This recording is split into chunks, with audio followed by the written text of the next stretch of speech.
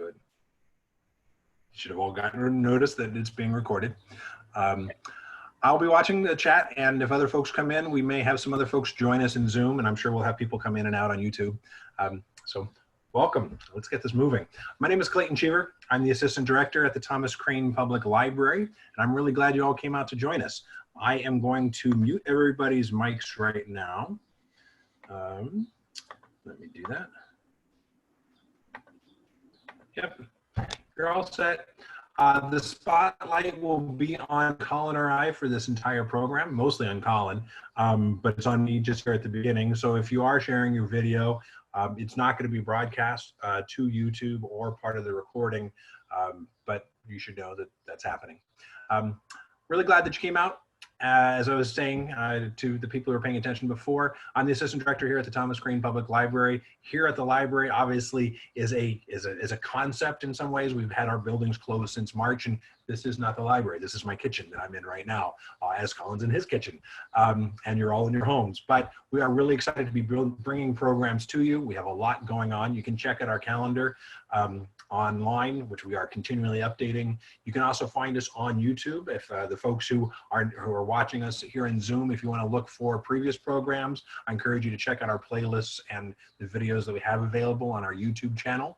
That's simply youtube.com/Thomas Crane Public Library. It couldn't get much easier. It's been a steep learning curve getting all this happening, but it's just really excited to be able to bring this to you. And I'm really excited to have Colin here with us tonight. We have some great programs coming up. We have a program coming up next week that's all about the pandemic of 1918, just over 100 years ago, and its local impact in Quincy. We're doing it with people with the Quincy Historical Society, who did some original research and have actually put together a map of all the deaths. There were over 200, I believe, 250 people died in that pandemic in the city of Quincy, and they've looked and actually mapped where each of those deaths occurred, where the people were. They have some stories about those folks, and they actually have a timeline so we can see how that pandemic spread across the city. It's a little close to home right now, obviously, but I'm sure there's a lot of lessons, and it's fascinating. And if you have any time, if you know people in Quincy who've been here for some time, you may see some names and such of people that you know, because it's 100 years ago. Everybody who I think knew everybody then is probably passed by now. Yeah, it should be a really neat program. We have lots more going on. I encourage you to check out the calendars. And I want to just give thanks to the friends here before I turn it over to Colin. We're able to do this because of the support of the friends of the Thomas Crane Library. They provide funds for this. They do it through both memberships and through running a bookstore. The bookstore is not in operation right now. It's closed while the building is closed, but they still are very happy to have accept new members and contributions from existing members. If you go out to our website at thomascranelibrary.org, in the bottom left corner, there's a link where you can learn more about the friends and make an online contribution. They're hooked up with PayPal, and for as little as $10 a year, you can become an official uppercase F friend yourself. So I really appreciate all the support from the friends, and I know they would appreciate any additional support. It's going to be a tough year, I know, on their books because of the bookstore being closed. So if you can throw some extra love their way, that would be wonderful. So this is the first of 3 classes we are doing with Colin McCullough. This is going to be smoothies that taste like dessert, and we have the next 2 weeks. A week from today on the 28th, and then the following week on June 4th, we will be meeting back. So if you enjoy yourself tonight, please come back for those. Tell your friends, send everybody to the YouTube page so we can watch this and share these awesome recipes that Colin and this great technique and just this awesome energy that we're going to get from Colin. So without further ado, I am very proud and happy to introduce Colin McCullough. Colin, you're on. All right. Hey, everybody. Let's see. Am I going to... You are on, and I'll stop sharing my screen so people can see you. Get the full Colin. Oh. There you go. Bigger than I need it. All right. So, hey, everybody. Everybody on Zoom and on YouTube watching tonight. So thank you for joining us. So I teach a lot of cooking classes, healthy cooking classes at different libraries around Massachusetts, and now I've moved to Portland, Maine, so I'm all around New England teaching classes. Usually it's all healthy recipe focused, different, like tonight we do the smoothies. Also, we're going to do the healthy sauces class next week, and then the week after that, we're going to do healthy desserts. So I am vegan. Let's see, my apron here, healthy vegan. I've been vegan for about 25 years, so I don't have any animal products, no meat or dairy or anything like that. I have two boys who are 17 and 20, about to turn a year older, amazingly. And they have always been vegan as well. So, it's been one thing for me to try to, make healthy recipes for myself. But, when it comes to trying to get my kids to eat healthy recipes, and then, if I can get them to have dinner and then have something with kale in it and ask for seconds, then that's a big win for me. So I've been teaching these classes. So normally I'll come to a library and bring my kitchen to everybody, all the equipment that I need. But, in this time right now where, so many of us are home. So you are coming to my kitchen. I see people doing these live cooking demos and, big fancy kitchens, really nice cameras and everything. And at first I was a little reluctant because I said, well, this is my kitchen. It's really not very big. And I definitely don't have the fancy camera or anything, but, here we are anyway. So, so I have, I've written last year the Healthy Vegan Cookbook. So when I've been teaching these classes, and I get a lot of requests of people asking me to, come up with a book or, something more than just the 4 recipes that I usually do. So I wrote the book last year. It's available on Amazon, the Healthy Vegan Cookbook, Colin McCullough, you'll be able to find it there. So really the 2 main focuses of the cookbook are smoothies, which we're going to do tonight, and then the sauce recipes we'll do next week. In terms of the smoothies, that's generally what I like to have for breakfast is fruit. But, I don't really want to take the time to sit there and peel everything and, sit down with a bowl of fruit. Fruit is really great. It's really easy energy for your body. But, it doesn't last long in your system. You can digest it real fast. So what I like to do is to have something that I can have over the course of the morning. So fruit, and then also, use some nuts and some seeds and things like that. All sounds super healthy, maybe kind of boring. What I like to do is to write recipes that are trying to mimic the taste of desserts. So I kind of have a sweet tooth. I like to start my morning with something that tastes like dessert. So in the cookbook, I have 30 different smoothie recipes. I like to be able to have something different every day, so I don't get bored having the same thing. We're going to do 4 recipes tonight. I'll introduce the main star of the program here. I have a Vitamix, which is a really powerful blender. You don't need a Vitamix in order to do these. If you have like a Vitamix is a really high power blender. It's pretty expensive if you buy it. I believe they start at $350 in the store on up, but you can get them used on Craigslist, on eBay for a lot cheaper. If you don't want to do that, then you could use a Ninja, like a mid-level blender like a Ninja or a NutriBullet or something like that. If you have something like that, you can make these recipes in a regular blender, but regular blender is really not built to be able to do all the nuts and seeds and everything easily. So it'll work. It's just the consistency is not going to be quite as smooth as having a high power blender. I'm not paid by Vitamix. I wish I was, because I, shill for them all the time in classes that I teach. But, I always say, if you can, if you're wanting to invest some money into being able to eat healthier, then getting a really high power blender like a Vitamix or a Blendtec or something like that is a really great investment. These last a really, really long time, like 20 years at least, or they should. So, I use mine for smoothies and sauces and soups and salad dressings and all kinds of things. So this is one appliance that I use more than anything else. So I just want to start with that. So why don't we jump into the first recipe? Anybody have any questions or comments before we dive in? Nope, I've let people know on both streams that I am watching the chat stream. So if people do have questions, please do chime in.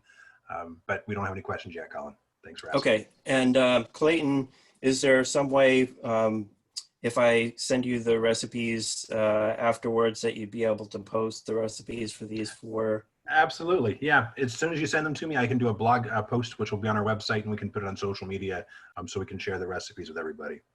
So. Okay, all right. I just want to make sure that people don't have to write all this down.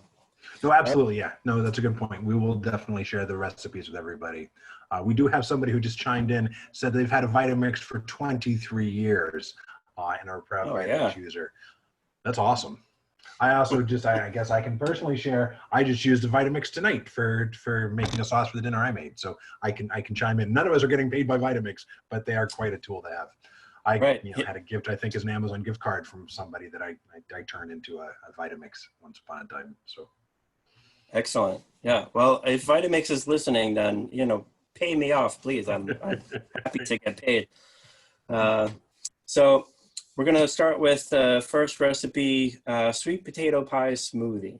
So for all of these recipes, basically what I did was to, look up recipes for these desserts, whether they're pies or, cakes or something like that, and look at what are the essential ingredients? What are the things that make it taste like what it is? And so often the case, it's, a mixture of different spices and things that we use, different flavorings. So one thing I want to point out when we start here is I don't use any kind of almond milk or plant-based milk. I don't use that to start with. I make it in the Vitamix because the Vitamix can do it. So basically I'm adding the nuts and the water first. If you're allergic to nuts, you can use oats is fine as well. It's less fat than with the nuts, but whatever it is you want to do. So in all of these recipes, we put the water and the nuts in first, blend that for a minute, and then we add everything else. So for this recipe, we're going to use 1/3 of a cup of pecans here. Oop, lost one already. I put in 2 cups of water here. When I do these classes live, then I always I have to measure everything out, and then people have to listen to my terrible jokes while I'm busy doing all that. So in this case, I've pre-measured pretty much everything, so I can just put it right in. So I'm going to run the blender just for a minute, just to break down the nuts first before I add everything else. The blender is a little bit loud, so if you want to mute it for the time that it's running, or play music, Clayton, or something like that. But I'll go ahead and start it. I'll let people control their own volume, but be warned, it may get loud here. Sometimes Zoom is pretty good about filtering these out, so we'll see how it goes. That's actually pretty incredible. I'm not hearing a thing. Oh, there it is, faint.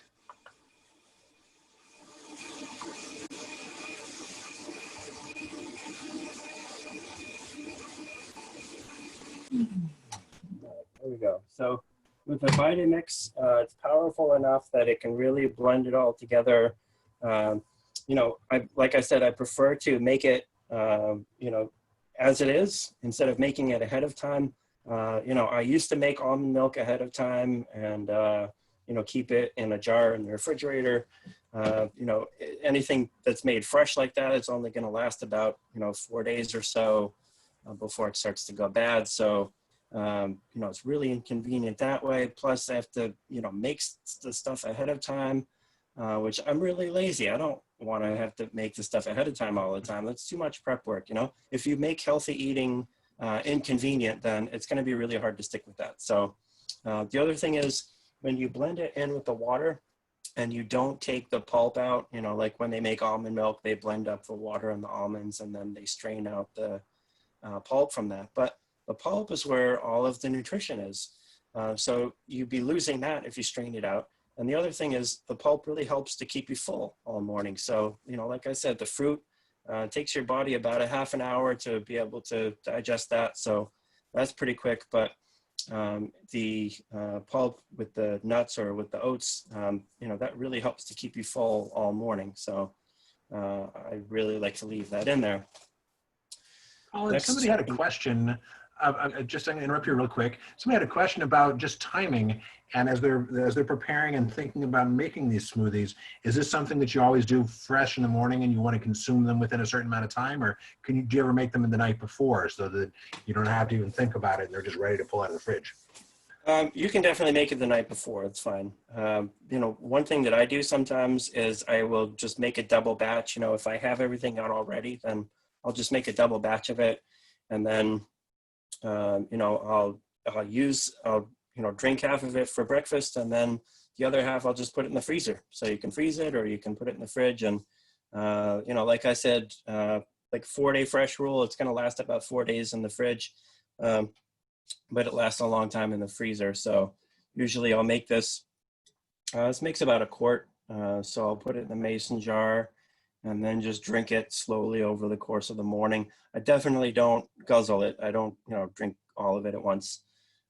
So over the course of the morning, gives you plenty of energy, keeps you full, and you are drinking something that tastes like sweet potato pie. So it's great.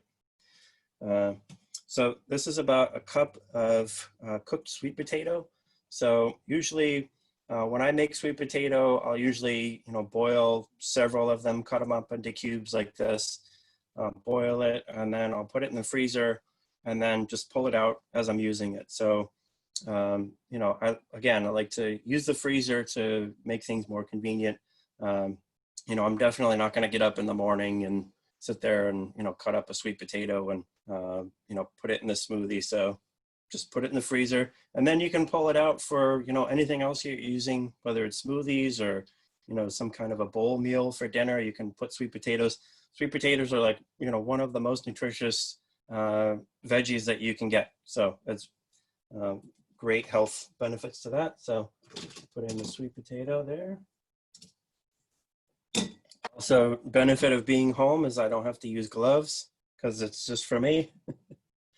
All right, I'm gonna do a frozen banana. So again, just for the sake of convenience, then I'll buy usually 2 bunches of bananas at a time. Wait until they ripen to where they're yellow with some brown spots. Peel them, break them in half, and then put them in a Ziploc bag, put them in the freezer. So you don't have to worry about, you know, bananas going bad or getting the timing right. You have frozen bananas all the time in the freezer. You can use them for smoothies whenever you need to. You use frozen bananas in a smoothie really helps to make it creamy. So it really helps with the consistency, and it also doesn't have a very strong taste. If you use like half a banana or, you know, one here, then it just kind of sits in the background for taste. So put that in there. Next ingredient we're going to use is about 1 inch thumb of fresh ginger. So I chop that up. Again, Vitamix just blends it all up so you don't have to like peel it or grate it or anything like that. The next there's a quick question about the sweet potatoes. Mm-hmm. Quick question about the sweet potatoes. Somebody asked if they could use, if you've ever used frozen sweet potatoes. So boil them, but then make them last longer. You can boil several and keep them in the freezer if that would work. I don't know if that changes the texture or makes it funky. No. That's usually what I do. So yeah, that's a good frozen sweet potatoes. Yeah. Cool. Mm-hmm. Thanks. Yeah. All right. Next ingredient I'm going to use is Medjool Dates. So this is a natural form of sweetener. Medjool Dates. So unlike using sugar or, you know, honey or maple syrup or agave or anything, it's really concentrated. This is a, you know, natural form of sweetener. The dates have fiber to them, so it doesn't affect your blood sugar the way that, you know, regular sugar would. It's a much slower, more gentle hit to your body. So I like to use the Medjool Dates. So these are totally optional. I know some people that don't like it so sweet, so they don't use these. Sometimes I want something a little extra sweeter, so I'll use a few more. So These you can usually find in supermarkets. I usually get mine at Trader Joe's. They have them. Whole Foods has them. You can order them online easily. You just want to make sure that they don't have the pits in them before you put them in the blender. Vitamix is really powerful, but it's just going to turn your pits into baby pits. So that will not be good. So Medjool Dates. Just also, there's really two kind of dates that you'll normally find in a supermarket. There's the Medjool Dates that are larger and chewy. And then there's the Deglit Noir dates, which are smaller and usually not so chewy. So I prefer the Medjool dates just because they're softer and it's easier for the blender to be able to use them. So there's the dates.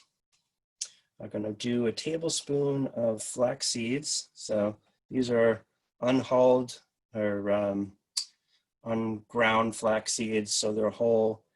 This is where if you don't have a powerful blender, you probably want to get the flax seeds already milled, or if you have like a little coffee grinder kind of thing, you can mill it yourself. But a regular blender is going to have a hard time with the seeds, and you're still going to have that texture. And seeds are really like powerhouses. So I like to use a tablespoon of seeds in pretty much any smoothie that I make. You know, it's a great little boost in nutrition, and they just kind of blend right in, and you don't taste them, or you know, it doesn't affect the texture. So there's the flax seeds. I put in 1 teaspoon of vanilla. So vanilla is liquid vanilla is kind of a common ingredient in the different smoothies that I make. If it's supposed to taste like a pie or cookie or something like that, then you know the vanilla really adds that taste to it. So there's a teaspoon of vanilla. I put in a teaspoon of pumpkin pie spice. This one, you can, just for the sake of easiness, I just buy the pumpkin pie spice blend already, the bottle of it. I use it in a number of different recipes, so you don't have to sit there and measure out the cloves and the ginger and you know the cinnamon and all that. So just for the sake of convenience, pumpkin pie spice. So that, it's about a teaspoon. And then, try to get all of it here. And then the last thing is going to be, I do add a little bit of salt. It's about 1/4 teaspoon sea salt.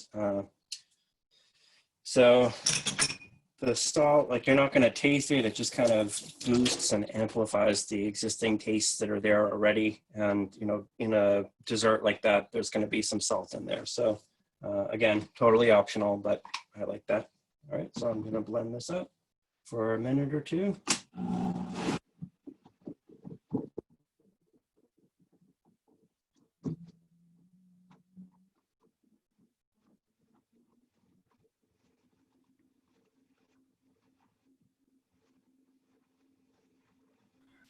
I am really amazed at what a fine job Zoom is doing of drowning out that noise of the Vitamix. I know when I'm using a Vitamix in the morning, I've had times when my kids come in and they cover their ears because it's so loud. So the fact that we're not hearing this blender right now is, it's a blessing, I guess. Zoom is doing their job well. So they can be loud. These are the same I've seen in like Jamba Juice before, where they have in other places where they have a big shield that goes over them so that they're not making a ton of noise in the restaurant or in the so.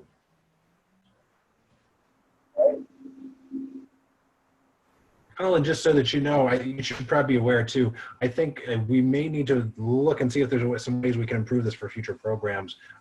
Your video is being a little laggy. The audio has been smooth so far, but I'm getting a note that your network bandwidth is low. So just wanted to let you know, and I'll let you know, I'll check in and let you know if things degrade any further. So far the audio has been fine, but I have noticed the video has been kind of choppy.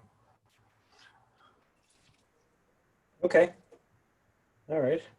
So, well, I'm the only one here, so there's nobody else watching movies in the other room or anything. We'll have to figure that one out. So, like I said, makes about 1 quart. You know, some of the classes that I've done, people have asked me, you know, you have to taste it. It's part of the whole thing. But you know, this is my recipe. I make it all the time. I know that it tastes good. So we'll like skip the whole, like, you know, drink it. Oh, it's so good. Of course it's good. I wrote it. So I'll skip that. All right. So I just need to rinse out the Vitamix and then go on to the next one. So, Colin, how do you know? Yes, Well, a what you were challenge that saying I about have, being really- I assume a lot of it's personal taste.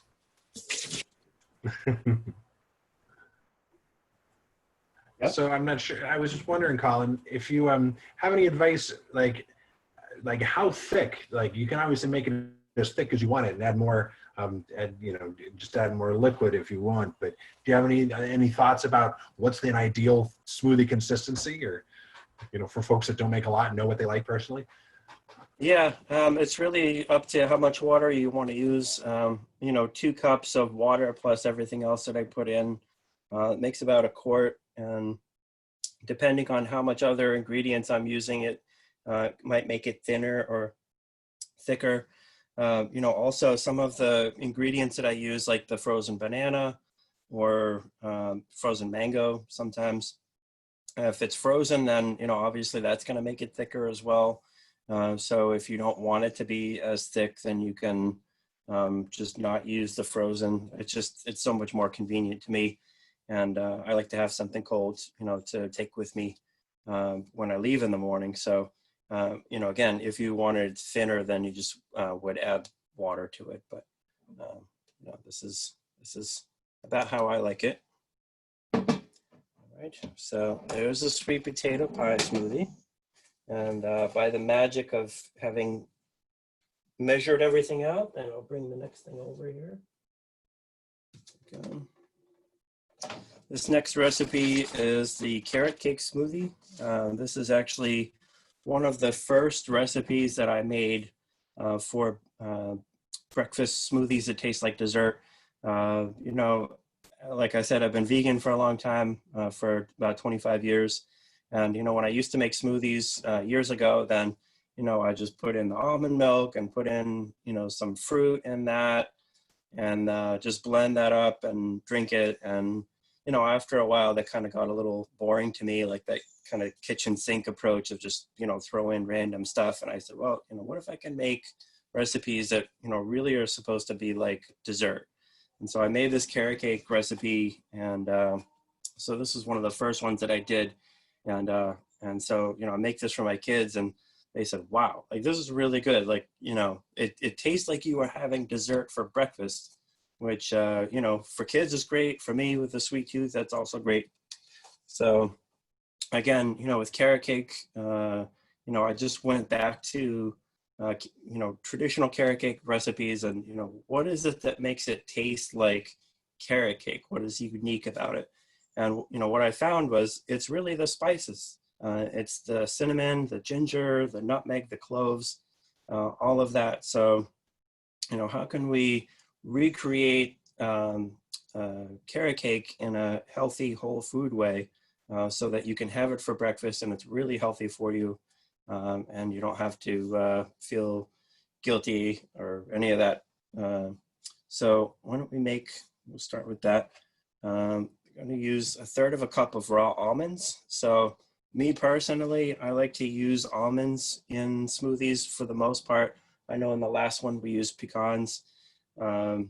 Pecans have definitely have a flavor to them, which, you know, in the sweet potato pie smoothie, I want that. But for the most part, I want the nuts to kind of be sitting in the background in terms of taste. So almonds, you know, don't have a very strong taste themselves. They are kind of a hard nut to blend. So there's definitely pulp. If you didn't want to do that, you could use cashews as well. Instead of almonds, cashews are really soft, and they don't really have much pulp to them. So they blend very easily. But the nuts, I like to use the almonds for the most part. So 1/3 cup of the almonds, and then 2 cups of the water. In the cookbook, it sort of seems like I'm a broken record because it's 1/3 cup of nuts and 2 cups of water for pretty much all of the smoothies, and then, you know, all of the other ingredients that go into it. So I'll blend this for a minute. Again, just so that it can blend up the nuts first and then add everything else, which is softer. So.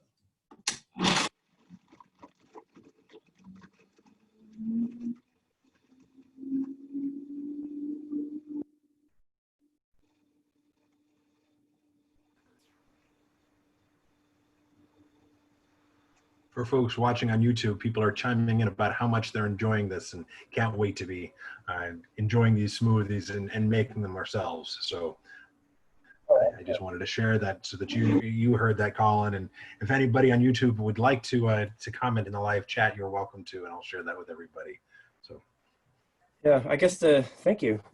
You know, the downside of doing this online is that I don't get to pass out samples and have everybody try it, because that's one of my favorite parts of teaching the classes is, you know, people see what goes into making it and then they get to taste it and they say, you know, wow, like if I could have this for breakfast every day, then that'd be great. So we're going to put in. There's a quick question, and I think it would be a great thing to talk about a little bit. Sure. And forgive me if you said this and I didn't hear it. Somebody asked if you could soak almonds overnight in the water to be softer, and I know that that's something that I've read in a lot of cookbooks with cashews. I'm sure it would work with almonds too. But what are your thoughts about soaking? Yes, you can do that, and soaking is also really great if people have digestive issues with nuts. You know, not allergic to nuts, and that's not going to help. But you know, there's nuts have a phytic acid, just like beans, that some people kind of have a hard time with digestion. If you soak the nuts overnight, at least 8 hours, and then drain it off and rinse the next day, then it actually releases most of that phytic acid. So as people find it's easier to digest. I don't have any trouble with that, so I don't soak it ahead of time. Again, it's like having to think of it the night before. You know, it's just so much more convenient to throw it in the blender, but you certainly can soak it. And if you have just a regular blender, then soaking overnight will make them easier to blend. But almonds are hard nuts, so even if you soak them overnight, it's still going to be more difficult for a regular blender than something like cashews, which are already pretty soft. Right. Next ingredient I'm going to put in is 1 apple. I have one of those apple slicers that you just, you know, push it over the apple and it cuts the core out, so makes it super easy. I don't really like to eat apples whole that much. I like to slice them and eat them that way. It's easier for me, but I'll just put them in the smoothie. So there we go. There's the apple. So we're going to put in one medium carrot, peeled or unpeeled. It's up to you. Again, you don't have to you know, shred it or anything like that. The blender does most of the work. So I'll dump that in. Let's see. So normally in this recipe in the book, I call for 1 frozen banana, but my sweetie, bananas don't really work for her very well, so I use frozen mango instead. So, you know, I was saying you can use frozen bananas to help make a smoothie creamier, and mangoes do the same thing. Mangoes are a little bit more sour, so you kind of taste that a little bit. Doesn't really sit in the background like bananas do, but I'll use that instead so that she can have this for breakfast tomorrow morning. All right. And then we're going to put in 2 of the Medjool dates with the pits taken out. Yeah. Going to put in a tablespoon of flax seeds.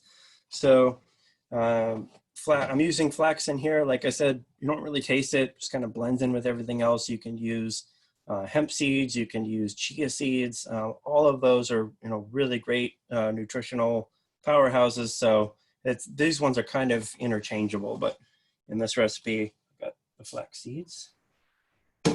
Colin, there's a question. When you are substituting mango for banana, how much frozen mango do you use? I would use about a cup frozen mango in replacing 1 banana. Thanks. Mm-hmm. I'm going to put in a teaspoon of vanilla extract here.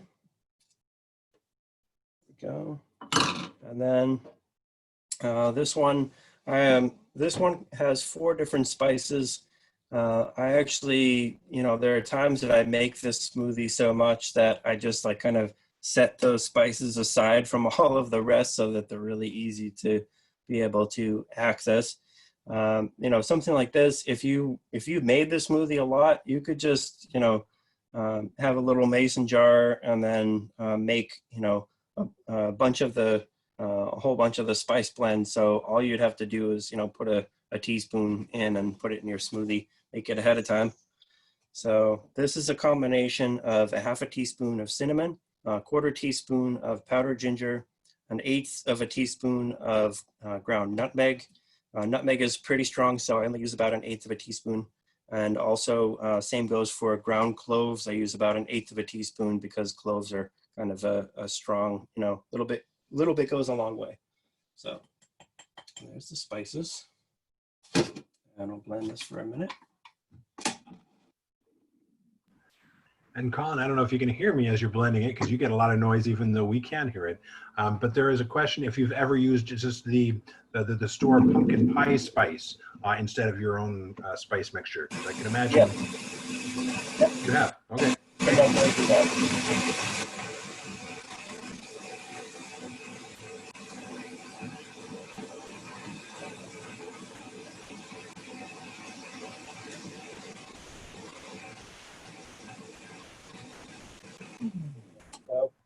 Normally I might run it for another minute or two just to get a really, really good blend, really consistent, but I don't want to make everybody wait either, so that's okay. So there's the carrot cake smoothie.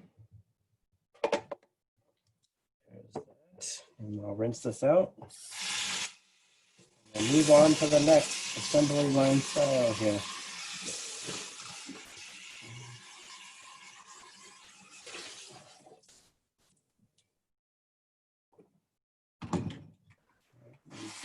Here. So, some people have told me that, having this as your breakfast, it's too much. Some people say, using a pint jar, a mason jar instead of a quart. If you want to drink a pint over the course of the morning and that keeps you full, then that's great. I work on the road a lot, so I just kind of sip it as I go over the course of the morning, and like I said, it gives me plenty of energy and keeps me full all morning. So I don't really have, like, in the cookbook I have all the different breakfast smoothies that taste like dessert recipes, but I don't really have recipes for things like vegan pancakes or the different kinds of like breakfast foods like that. I don't really have cereal. To me, things like that, I might have it on a weekend or something, like some tofu scramble or something, but anytime that I ever have cereal for breakfast or pancakes or something, like, that's so heavy. If you're used to eating fruit for breakfast in the form of a smoothie, then something like waffles or pancakes or something, it's really heavy. I really prefer not to have that. For the most part, I like the energy that I get from smoothies. The USDA recommendations for fruit and vegetables per day is 4 to 5 servings a day. And, in a lot of these smoothie recipes, then like carrot cake smoothie, this is actually over 3 servings of fruit. 3.5 servings of fruit, and that's just for breakfast. It's probably no surprise that most Americans don't even get 1 or 2 servings of fruit and vegetables a day. So with these recipes, you can get almost the recommended daily amount in just in breakfast. So I'd like to do that, and I'll get the next recipe over here. This one is going to be orange creamsicle smoothie.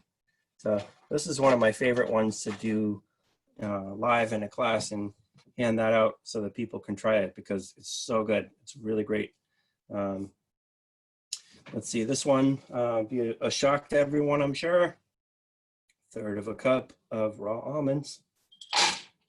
I do like to use raw almonds instead of roasted or salted or anything like that. You know, it's just less processed that way. So this recipe, you can use 2 cups of water, or you can use 1 cup of water and 1 cup of yogurt. So I have vegan yogurt. Yogurt really gives it a really nice tanginess, so that, you know, a regular orange creamsicle, you have that, it's kind of tangy. So I'm going to add that. So there's 1 cup of water, and then this is yogurt. So I have an Instant Pot, which is an electric pressure cooker. And one of the great benefits of the model of Instant Pot that I have anyway, is it does allow you to make yogurt. It's really easy to do that. Vegan yogurt. I use soy milk. I use acidophilus pills and put that in. It is kind of an overnight thing. It does take a while to make it, but you know, if you buy regular vegan yogurt, then it's kind of expensive if you're going through a lot of it. So I like to make it myself with the Instant Pot. It's really easy to do. But usually when I make too much. It comes out to about 3 pints. So that's kind of more than I'm going to use in a day or two. So what I end up doing is freezing those. Again, using the freezer to do the work for you.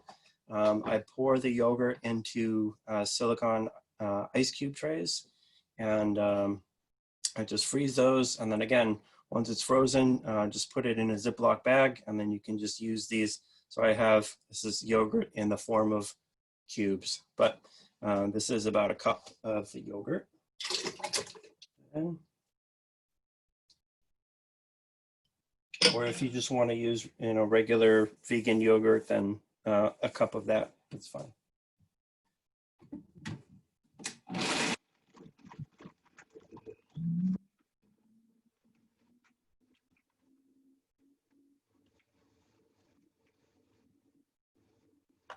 I didn't know we were going to get a little tip on how to make a yogurt. That's something I've always wanted to do. So it sounds really simple too. Is it easy to find acidophilus? Oh yeah, yeah. Hopefully that might be more of a but, you know, if you've ever tried making yogurt before, you know, without an Instant Pot, then it's really finicky. The bacteria, you know, likes a very specific temperature, and if you make it too hot, it kills it. And not hot enough, then it doesn't, you know, work right. So, you know, making yogurt, whether it's, you know, dairy or vegan yogurt, in my case, it's really kind of picky and difficult to do. But with an Instant Pot, it has the yogurt feature, and it puts it right at that specific temperature and keeps it that overnight. And then the acidophilus powder in the soy milk does its thing, and it's super easy to make. So the recipe on how to do that is also in the cookbook, but it's really super easy. There's a question. Not everybody who's watching is vegan, and these recipes work great for you, whatever your choice is for ingredients. Do you know if the recipe would be altered incredibly if somebody used a dairy yogurt instead of a non-dairy yogurt?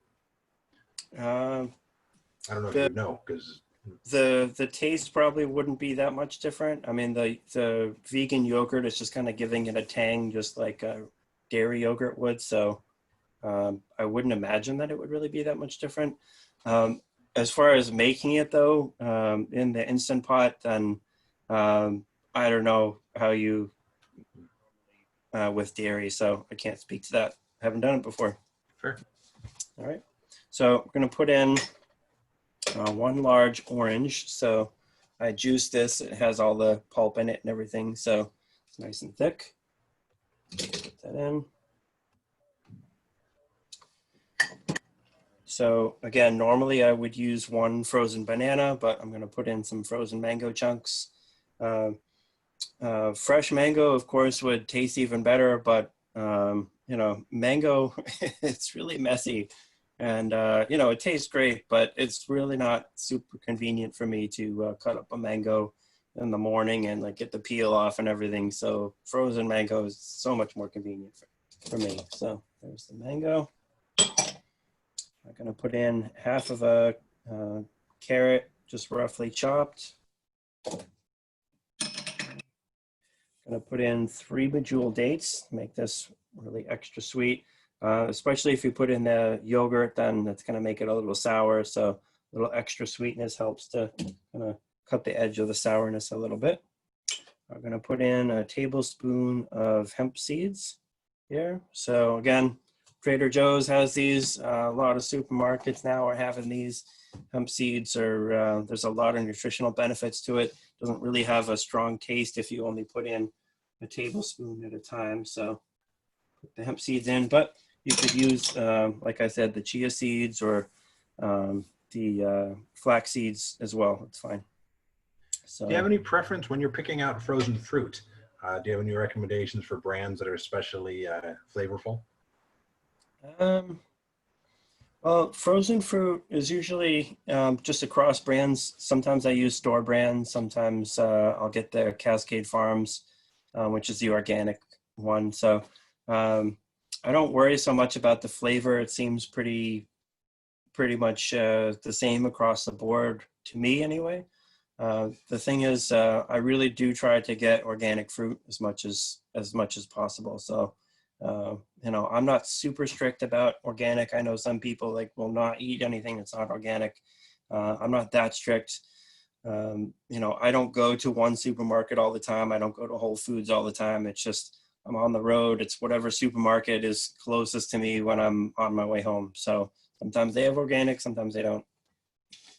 All right, so 1 teaspoon of vanilla extract here. And also, you can use vanilla powder instead of vanilla extract.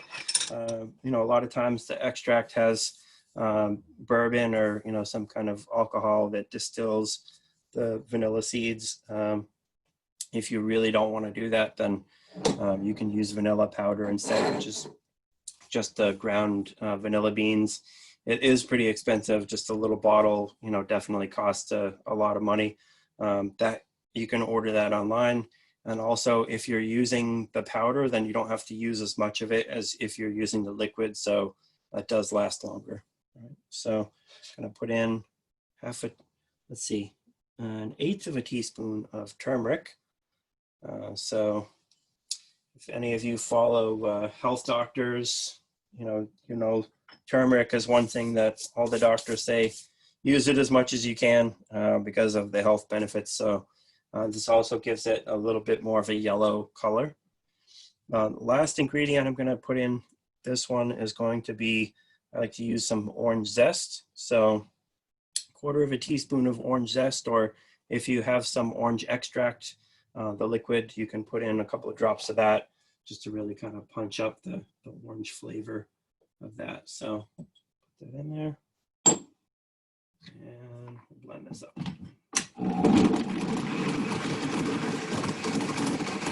Colin, I wonder, I have noticed, I've seen more and more in some of the stores that I go to, fresh turmeric. And I don't know, for the longest time, I only saw turmeric powder, but it seems to be more and more easy to get fresh turmeric. And I wonder if you've ever used that.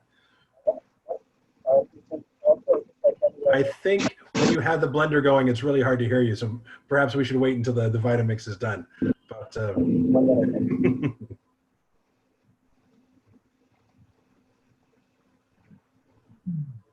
one of the ways that I can tell when it's done for blending is, you know, like the seeds and the nuts and everything kind of make little ticking sounds. So when I don't hear that anymore, then that's usually how I know that after a minute or two that it's done blending. So I'm just gonna run this for another minute here.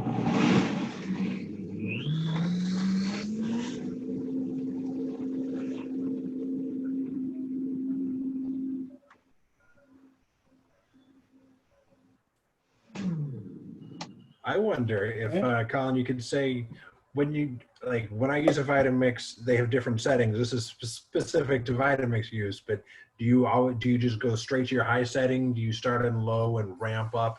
Do you have any techniques for getting the most out of your Vitamix? I always start low and then ramp up.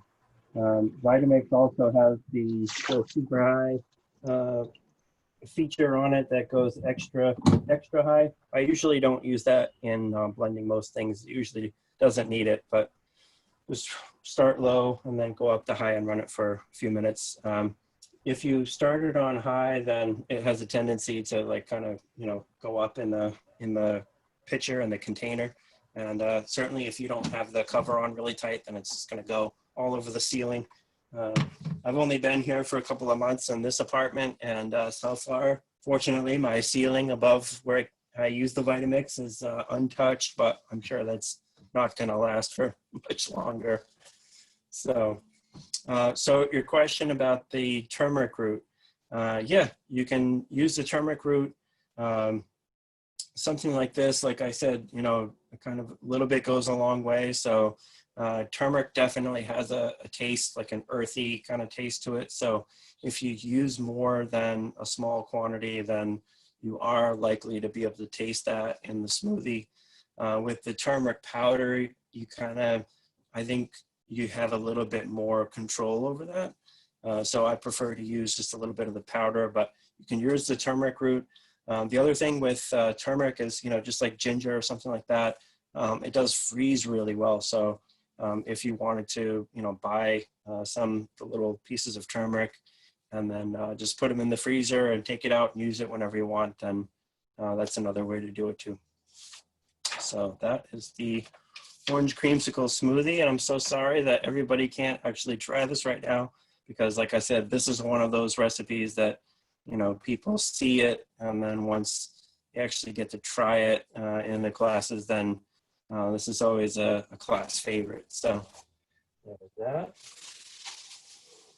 So the last recipe we're going to do for tonight is, save the best for last. This is the Black Forest smoothie, so chocolate and cherry.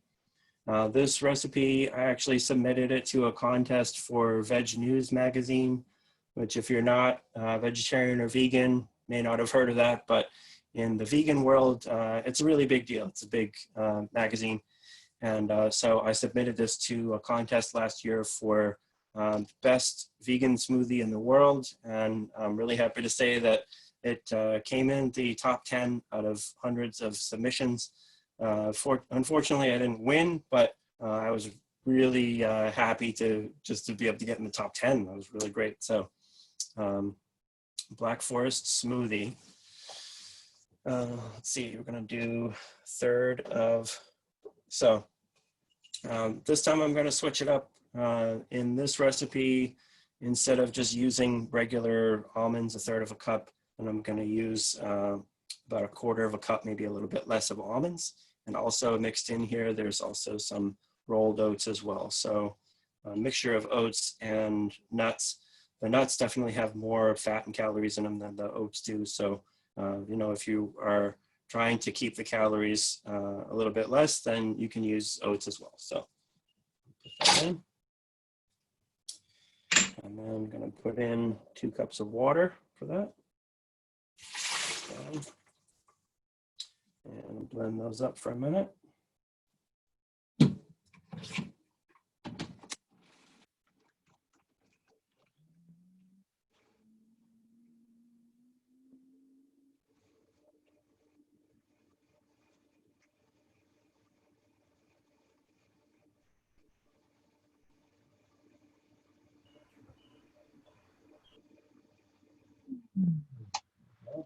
The other thing I should say about, you know, I said that I used to make almond milk separately and then add it to things. Like I said, it doesn't really last very long. You know, it's lasts about 4 days and then it starts going bad.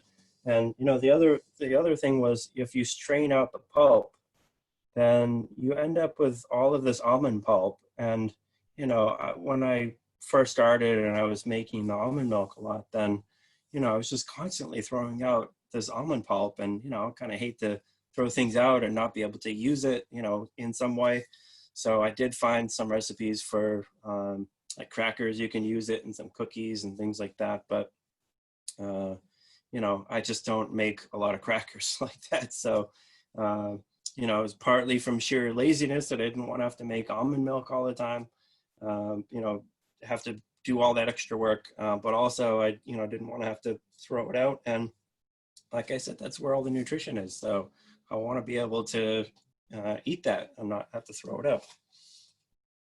Next thing we're going to put in is half of a frozen banana. So got that here. And I'm going to do about 1.5 cups of frozen cherries. So just sort of like the mango, you know, fresh cherries would taste better. Yes, definitely. But, you know, in the morning, am I going to take the time to, you know, sit there and stem fresh cherries and then have to take the pits out and everything? That's way too much work. You buy the frozen cherries, you can just grab it right out of the freezer anytime you want and make this recipe. So, you know, for something like this, definitely frozen cherries is what I want to use. So got there. And as far as, you know, different fruits go, stone fruits are really extra nutritious, that really deep red color. It's really full of nutrients. So, you know, I like to have, in this recipe, you could do cherries, you could do blueberries, you could do raspberries, you know, anything like that tastes fantastic in this smoothie. Next thing we're gonna do is 4 Medjool dates. I only used half of a banana here so that you really don't taste the banana at all. So I'm gonna put in 4 Medjool dates to make sure that this is nice and sweet here. I'm gonna put in 2 tablespoons of cacao powder. So you can use cocoa powder. Cacao powder is just sort of the raw form of raw and unprocessed form of cocoa powder. So again, you know, trying to use things less processed, that's what I prefer to do, but definitely cocoa powder will work. So that's something like Trader Joe's has it now. You know, this might be more of like a Whole Foods kind of thing. You know, I usually go to Whole Foods, you know, maybe once every month or two, and then just kind of buy those specialty ingredients that that I can only find there, that it's easiest and most convenient for me to find there, and just go to a regular supermarket for everything else. But you know, everybody, if you want to go to Whole Foods all the time, then that's great. This is the cacao powder. So this really is what gives it a chocolate flavor to the smoothie. So, you know, when you see in a magazine or you hear somebody say online, you know, chocolate is actually healthy, it's actually good for you. It's not totally wishful thinking. You know, chocolate actually does have a lot of antioxidants and health properties to it, but it's the cacao powder that is the thing that has all of the nutrients and everything in it. So when you take the cacao powder and you add fat to it and you add the milk to it, then you turn it into chocolate. And then maybe not quite so healthy, but you know, if you use the cacao powder and you put it in the smoothie, then it gives it the same kind of chocolatey taste as if you used actual chocolate. And so you get all the health benefits without it being unhealthy. So I'm gonna put in a tablespoon of chia seeds. That's here. So again, flax seeds, hemp seeds is fine, but I'll use the chia in here. I put in about a teaspoon of vanilla. So I ran out of little little things to measure it with. This one I make probably like once a week at least. So I just eyeball it because I know how much you put in. This one I like to use almond extract. So almond extract is used a lot in desserts to give things kind of an extra cherry flavor to it. So, and this I use about a half a teaspoon. You don't need to, you know, the cherries by themselves will have a pretty strong taste, but like I said, this really kind of punches that cherry flavor up even more. So I like that. And then I put in about 1/4 teaspoon of espresso powder. So again, this one's totally optional. You don't have to put it in, but espresso powder is sort of like the baker's secret for chocolate. So it's just ground espresso beans. You only use about 1/4 teaspoon, so just a little tiny bit. It's the baker's secret because it's basically just a little additive that you put into a chocolate dessert. And so if you only use a little bit, like the 1/4 teaspoon, you don't taste it in there. Definitely, it's not, you're not going to taste that, but it's just enough to make that chocolate that much richer. So I like to use it in this smoothie. I'll blend that up.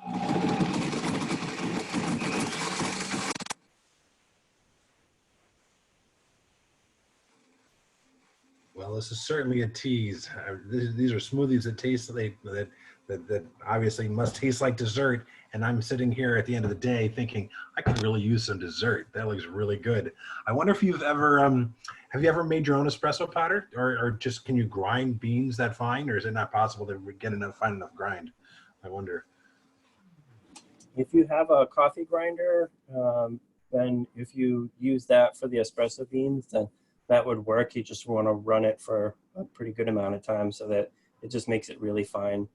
If you have a really high power blender, then you could probably even put in some espresso beans, just a couple of beans in here.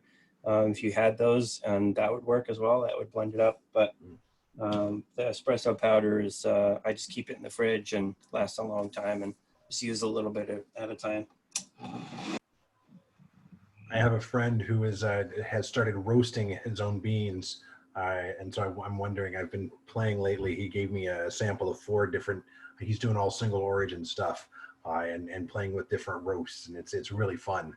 I could see. It'd be really interesting to play because what I've learned is that like espresso powder, like espresso is a roasting method really, like a certain darkness, but there's so many different flavor profiles that could be really cool to play with, like, to put in there. Just we only need a couple beans. That could be really fun. Right.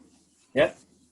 Yeah. People have asked me in the classes about, concerns about caffeine. They don't, if they don't want to have caffeine in the morning. When I put in 1/4 teaspoon of espresso powder, that's only like a couple of beans worth. It's really not that much. So, of course, there is going to be a little bit of caffeine in that. So if that's really a major concern for you, then you can just skip it. Like I said, you're not tasting it. It's just kind of enriching the chocolate flavor of it a little bit more. So this is, I would say, of the smoothie recipes in the cookbook, like I said, there's about 30. This is probably one that I make it. This one, the Black Forest smoothie, probably make this one at least once a week. Like I said, I like to have variety so I don't get bored. It's pretty hard to get bored with something that tastes like chocolate and cherries for breakfast. This one I really like, so this is definitely one of my regulars. So that is the Black Forest smoothie.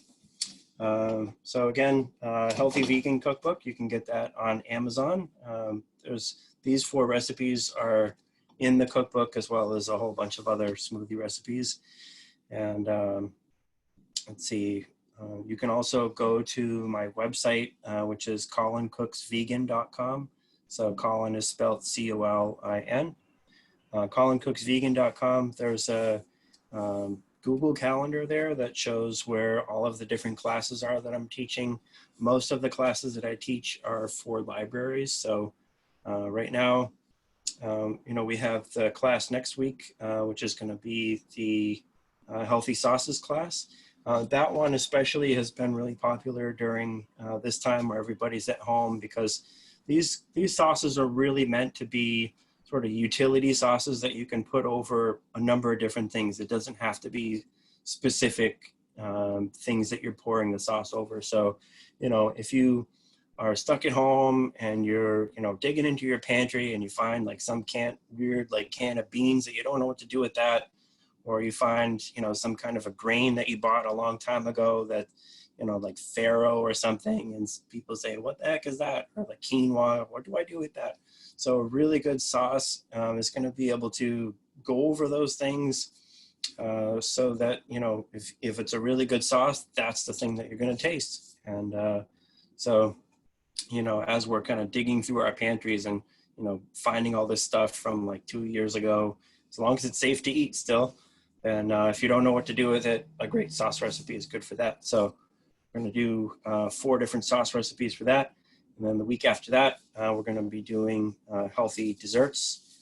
So it's kind of my spin on the not just vegan, but, you know, using whole food ingredients as much as possible. So just like a note about that, you know, when I submitted the cookbook to the publisher, then they said, where's the dessert section? And I said, I actually called that chapter healthy snacks, because, you know, if you think about it, if you make a dessert that's really healthy, if you're using all whole food healthy ingredients, then why not be able to have that as a snack when you get home? You know, it's, you know, why not have it for breakfast even, you know, if you have some of these things. So we're going to be making some of those recipes from the cookbook as well. So those are the 3 classes I'm doing here. And then, you know, like I said, you can go onto my website with the Google Calendar, and it shows all the other classes that I'm doing as well. So that's my plug for that. Does anybody have any questions or comments or anything before, as we're kind of wrapping this down here? That's a great thing to ask folks, and I've been watching the chat streams, and I haven't seen any in the last few minutes. I've been asking as they came up, but I certainly encourage people if they have any now. I do see somebody says that somebody is looking at getting your cookbook, which is great. And I wanted to tell, I will definitely, when you send me the recipes from tonight, I assume we can get those up probably tomorrow on the library website, and I'll do a link to both your website, and I can do a link for your book to help people find it too. So excellent. I'm sure people can find it on their own. It's easy to find on Amazon. That's how we got our first copy, but here in my house. But it'd be great. Yeah, I'll be happy to share those. So great, thank you. Yeah. Other folks are agreeing. Everybody's excited about looking at your cookbook, which I cannot recommend highly enough. It's a great cookbook, so I'm glad people are excited. Awesome. Thank you. Well, you know, one thing I say about the cookbook is, you know, I love to cook. I've been, you know, when I first became vegan 25 years ago, there wasn't really a lot of convenience foods, like frozen foods that you can get. So, and I definitely didn't have the budget to go out to eat that much. So I was making my own food, you know, trying all these different recipes. And, you know, so many of the cookbooks that I bought, the vegan cookbooks, you know, they were really fancy. The recipes were, you know, kind of trying to make like restaurant style recipes, you know. And I was really looking for something that, you know, it's like home style meals, vegan meals, and, you know, something that's really quick and easy. You know, like smoothies for breakfast, you know, that's what I like to have. So, you know, I really looked at, you know, different cookbooks and really couldn't find anything really similar to how I like to have smoothies. So, you know, there was that. And then for dinner, I usually have bowl meals. So, you know, by that, I mean, you know, a meal in a bowl, usually, you know, some kind of a base grain, like, you know, brown rice or quinoa, something like that. You know, put on some beans on top of that, or tofu or nuts or something. You know, put some sauteed veggies on top of that, some fresh veggies, you know, all of which is super healthy, but, you know, it's kind of boring to me. But a really good sauce really makes all the difference on that. So, you know, that's usually what I have for dinner, is some kind of a bowl meal. And, you know, I found some cookbooks that, you know, had some sauce recipes in them, but, you know, really nothing the way that I like to eat at home. You know, I don't, you know, I don't like to get so much into the complicated recipes. Like if I'm going to go to a potluck or something and I want to, you know, show off and make something fancy, then that's great. But, you know, at home, I don't want something that's going to be so involved and it's going to take me 3 hours to make it. So, you know, that's kind of the angle where I made the cookbook from, was, you know, this is how I eat. This is what I do every day. This is what I make at home for myself and for my family. and they're not, the restaurant meals. I have made some of these recipes in restaurants before. I've been invited in, and that was a lot of fun to do that. But usually I say I do home cooking. I don't really do restaurant cooking. So that's kind of how the cookbook is based on. Thanks, Colin, for letting everybody know that about your history. There was a question, I think someone who joined us a little bit after you talked about it earlier, but this obviously, this evening has really featured the Vitamix heavily, and it's something we know you lean on a lot. But I wonder if you could just talk for the folks who joined us a little bit late about options for other blenders, for other ways to mix it. I see that you have a food processor behind you too, so I don't know if we're going to be using the food processor in any of these recipes, but yeah, what are the other options if a Vitamix is not something that people are ready to invest for? Right. Actually, last night I was making sauces and somebody asked me, can I use a food processor to make those sauces? And definitely no. You want to use a blender for that. Food processors don't really do very liquidy recipes very well. It just kind of comes out the sides. I have tried it before, so I know a blender is going to be the thing for things like smoothies and soups and sauces and things like that. So, like I was saying, a Vitamix is a really high power blender. It's pretty expensive to buy new, but you can get it used on Craigslist and eBay. This is the one appliance that I have in my kitchen that if it died today, then I would go out and buy another one tomorrow. I just use it all the time. So for me, it's it's the best investment that you can make for your health. In the way that I eat anyway, I use it all the time. So Vitamix is a high power blender. You can, for like a mid-level blender, you could get like a Ninja or a NutriBullet or something like that, and that'll work fine. It just Vitamix really blends it, so much that gives things a really creamy consistency, which a Ninja or a NutriBullet or something like that, it's going to have a bit of a harder time. If you're going to put in seeds like the flax seeds or like the chia seeds, you would probably want to take the extra step to mill those and grind those seeds, in a little spice grinder or a coffee grinder or something, because that's going to be kind of hard for a regular blender to be able to handle that. Also, we were talking earlier about soaking the nuts overnight so that it'll be softer. That would be something that you want to do if you don't have a Vitamix. Well, I would say try it and see if it works without having to do that. But that's an option. And then also the dates as well.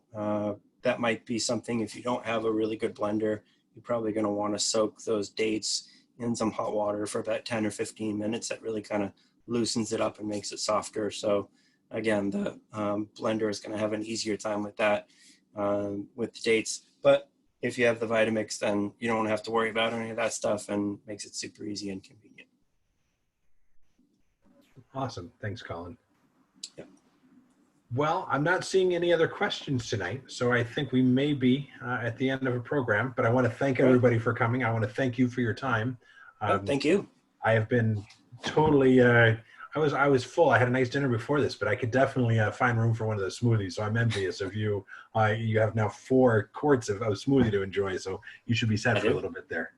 I do, yeah. So I can't wait for the time when we can gather again and I can enjoy some. So, and when you can do a public demonstration, we can share them with everybody. There is one question that people asked where they could find the recording. So if you're watching on YouTube, you already know we have been live streaming this to YouTube, and you can just go to the Thomas Crane Library YouTube channel, which is youtube.com/Thomas Crane Public Library, or just search for the library on YouTube and you can find us. We have a playlist for adult programs, and it'll just be in that playlist. Here at the beginning, it'll be just at the top of our recent videos, but it will live on as an adult program, so you can come back and visit it again and again. So excellent. Yeah. Well, thank you, Colin. It's a real pleasure. I thank everybody for coming and joining us tonight. And I'm going to go ahead and stop live streaming to YouTube because this is the end of the show. All right. But let me go ahead and do that. There we go. And I'm going to stop the Zoom recording too.